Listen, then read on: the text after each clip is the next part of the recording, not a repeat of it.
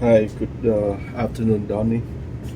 Today I'm gonna continue to make a demonstration to show you how to calibrate um, Rheometer model 800 made by OFI that we using the mouse in the field. So to do this, you need some tool, special tool. First of all, you're gonna need the fillet driver. Right? You're gonna need the number 4 Allen key.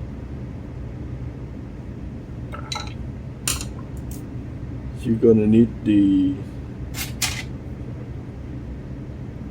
sharp wrench, bob sharp wrench, and then you're gonna need the spring adjuster to use for calibrate. You also gonna need the thermometer, the digital thermometer, and last but not least, you're gonna need calibration float, 100 centipoint and 50 centipoint. This one you can get from our vendor, OFI. I'm gonna give you the part number later if you need to. So let's do it. So first of all, you have to take it off the cover. Okay.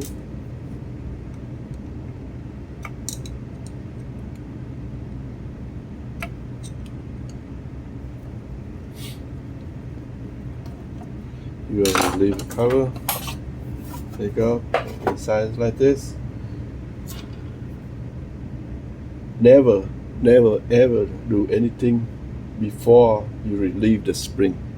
So first of all, you have to relieve the spring. To do that, you're gonna use the Allen key to unscrew the spring on top. It's right here.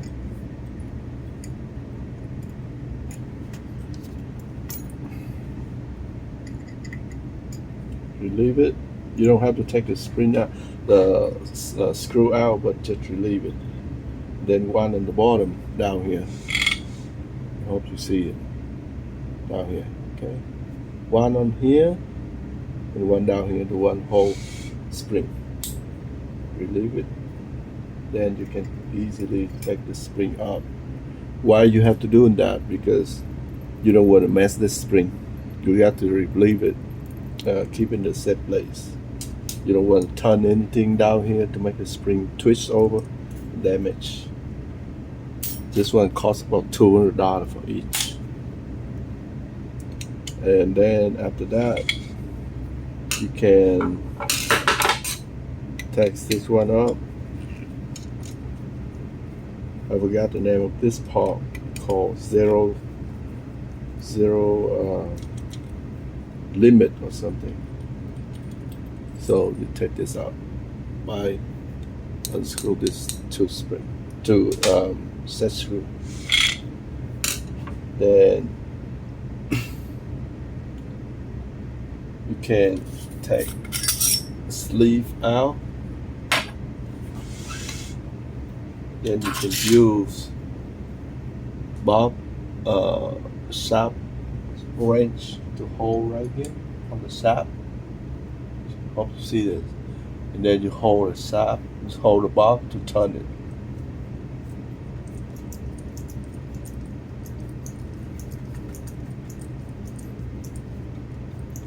To take off the bob, you have to turn lockwise. Okay, hold the bob sharp and turn the bob lockwise.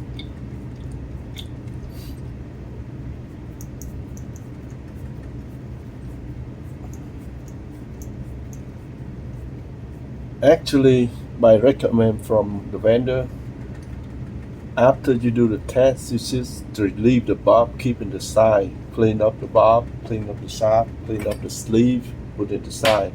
but I never seen our engineer, a mud engineer, they do it. I just don't know why. Because of that, sometimes the bob is sticking here forever. It's got corrosion. You get corrosion and then sticking there forever. You cannot take it up. This is the only way you can do it. You take off the bob stop and you cut it up. That's a way expensive repair costs.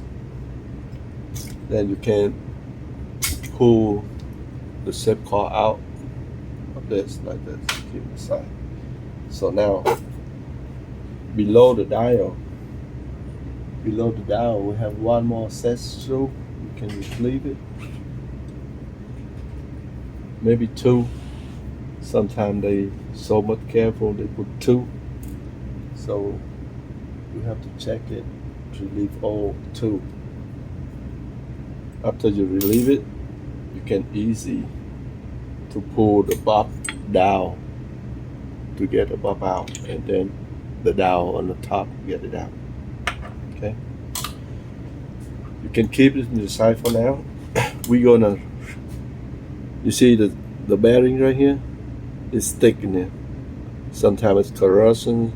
Normally, recommend by vendor that you're gonna replace this every 6 months. But you know, hard to get to 6 months. Maybe just about a couple tests. Maybe depend on how fast they make corrosion. So maybe a couple tests, maybe 3 months, maybe 4 months. It's already bad. So before you do calibrate, just go ahead and replace this bearing. They have one here and one on the machine right here, in the copper thing right here. So we need to replace that before we recalculate, calibration. So to get into this part, the easy way is take off the top one here. So you're going to use screwdriver. Take up 4 screw on the top of the spring holder. This. Make sure you keep it inside. Don't lose it. Don't lose anything.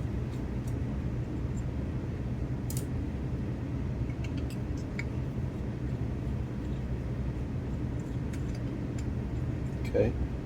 When you take it up, you can pull straight out like this.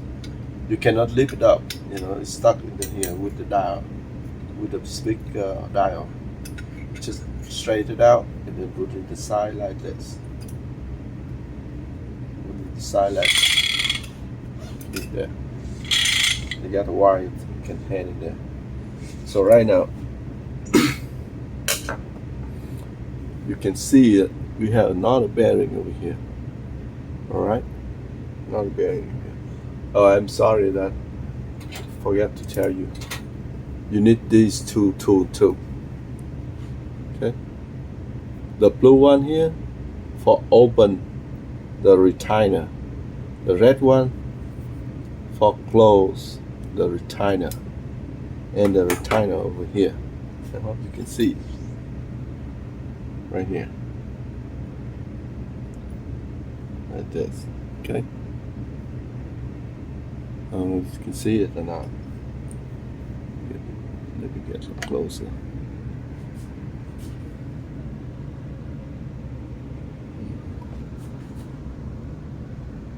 How to see that? Okay.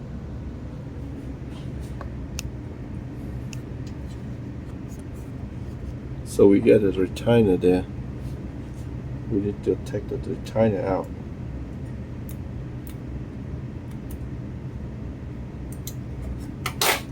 Like close it more. Take it up like this. Okay. Like this. Alright, and put it in the side. Now you can, this bearing gonna throw away, so don't worry about if you damage it. Just use screwdriver from the bottom, push it up like that. See? It's in here. It's in there. You put the driver in the bottom, and then you push it up. There. See the driver here? You just take the bearing out right here. Alright, you get a bearing out. So now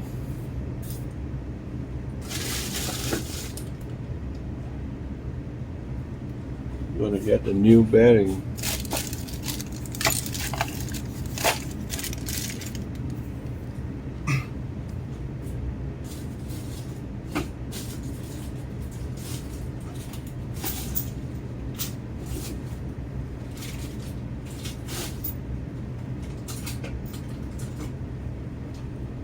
You're gonna get a new bearing.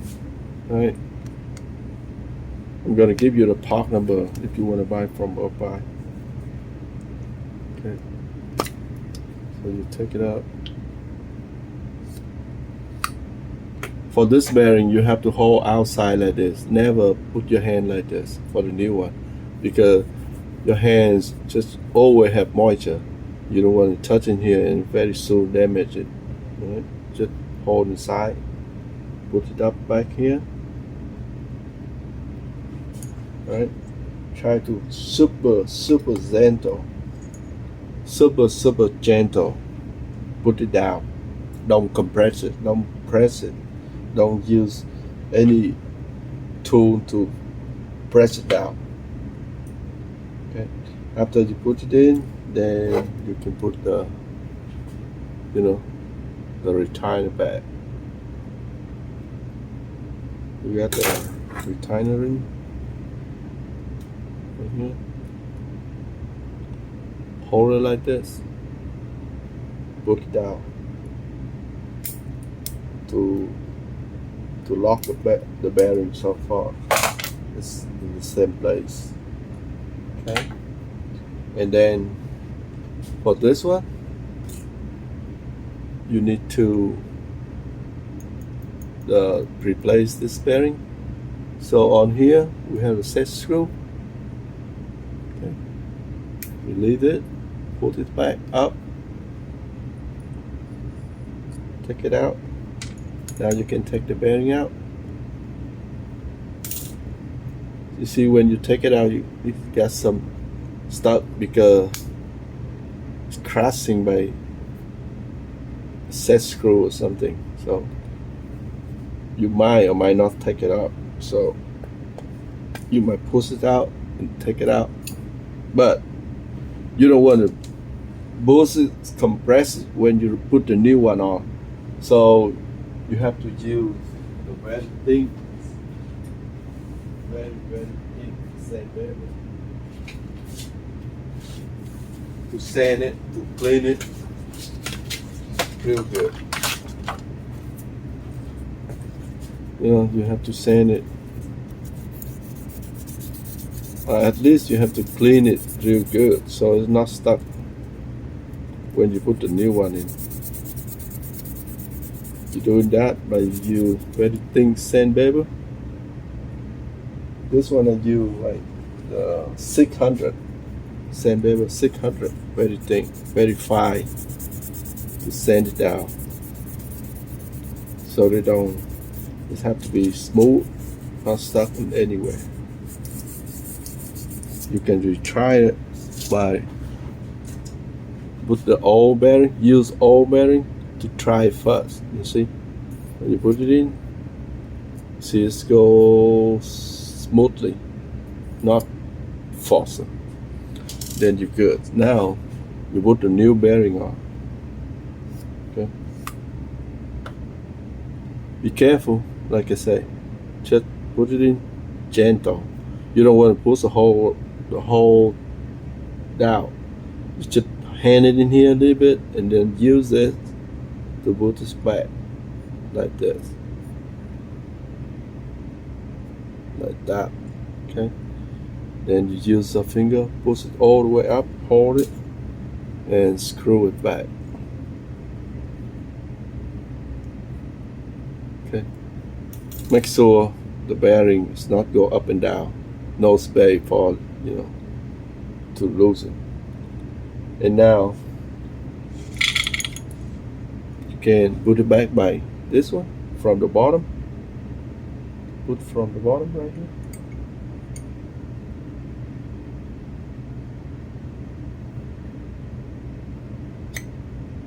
Also gentle, put it up, and then you hold it all the way up. This is the dial and the set screw in the front. Put it right on the slot and screw it in. Tie it by tighter screw.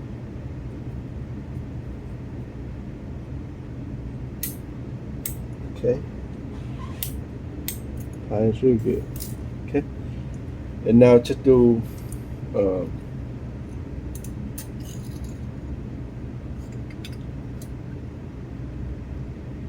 like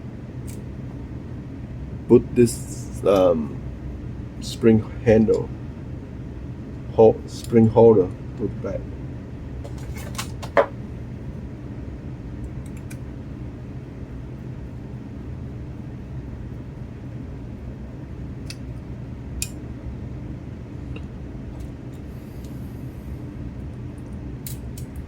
Put all four spring screw back.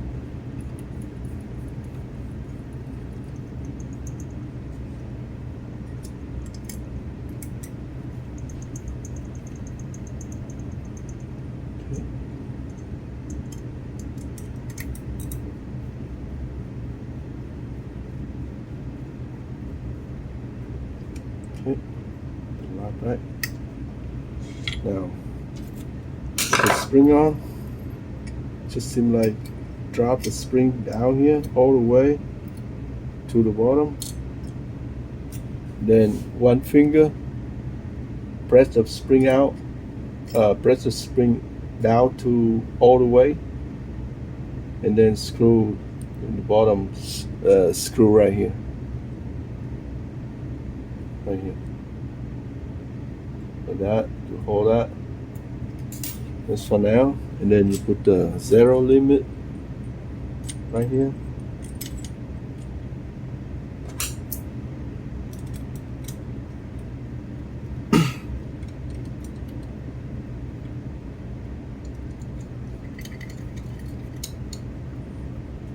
Okay. Now you can turn the dial. Now you can turn the dial to 0, right? And then you lift this up to make it even between the second piece of the spring with the 0 knob right here. Make it even and 0, and look at the dial right here. You see it's 0. I know it's hard to see, but when you're working on it, you will see. Right now I put it in the 0, and then I screw it down.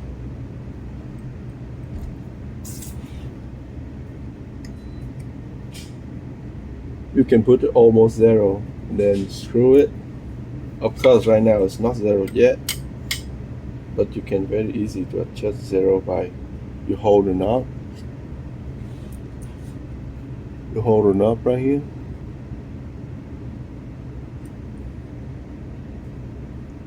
I don't know, maybe hard to see. You hold the knob right here. Unscrew it. Unscrew this one. And then you can adjust it to 0. You turn this part. You turn this 0 knob, turn slightly to make it 0.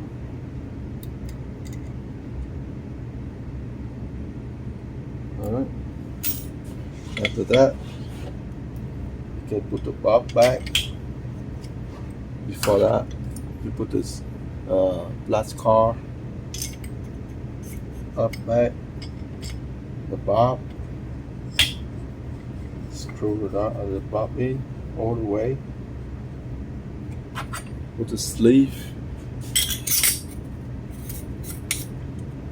Then go ahead, ready for calibrate.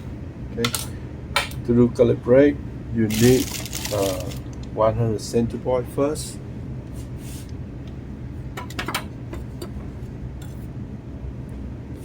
So I have the float with 100 centipoint. Okay, I'll put it down here. Look at, pick it up.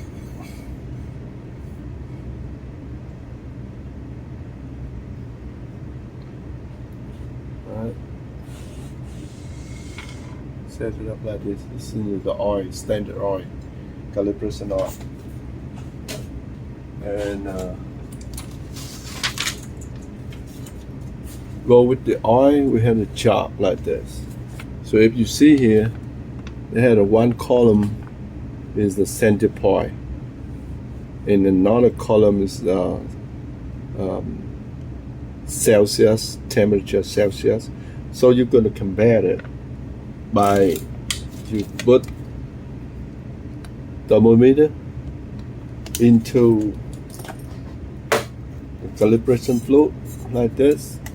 Okay, you let it run for a little bit.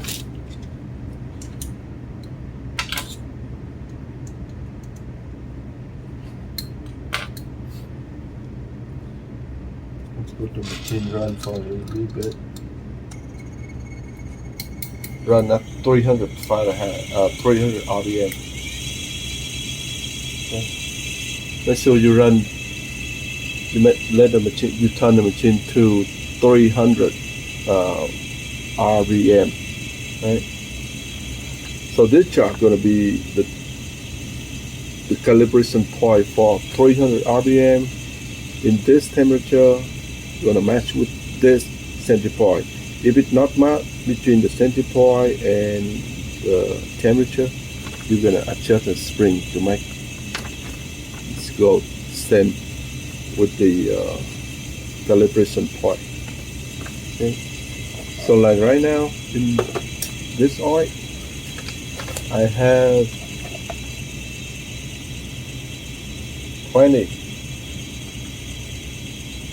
I have a 20 Celsius. And I look at the chart, it says 20 Celsius have to be 107.2 centipoint. So I look at my dial here. Okay. I see is right now, yes, 107 centipoint. Right? So I actually good. I don't need to adjust it. It's already good. But if like 110 centipoint, then you have to adjust the spring down. You adjust the spring down by you unscrew this spring, unroll this set point, and make the spring free. And then you're going to use it. You hold it outside of spring and use this one. Adjust the inside spring. If you want to bring the center point down, you're going to tie it lockwise. If you want to bring the center point up, you're going to turn it counterclockwise. Okay. Lockwise for decrease the reading. Counterclockwise for increase the reading on the dial. Okay, so it's not too hard. It's just do it, practice it, and if you see anything more confused, then let me know. Right now, this one like already 107 center point, so it's matched with the chart. The chart requires 300 RPM, 20 Celsius, have to be 107 centipoint. So I have all good now. I just replace the bearing, and that's all. That's all I have. I have to do. Okay. The same thing after you calibrate with the 100 center point, you double check with the 50 center point. Okay. And then for both calibration standard R, you good, then the machine good to go. Okay. So that's all for the Rheometer calibration. Like I said, just do it. Maybe you don't see it clearly because it's so hard for me to make it clearly. It's just me. Very hard to record it. So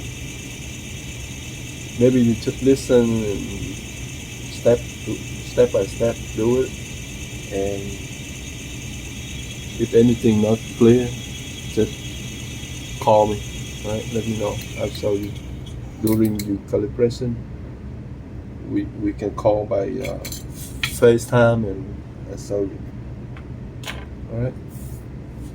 It's not hard to do this. Just do 1 or 2 times, then you understand how the process goes.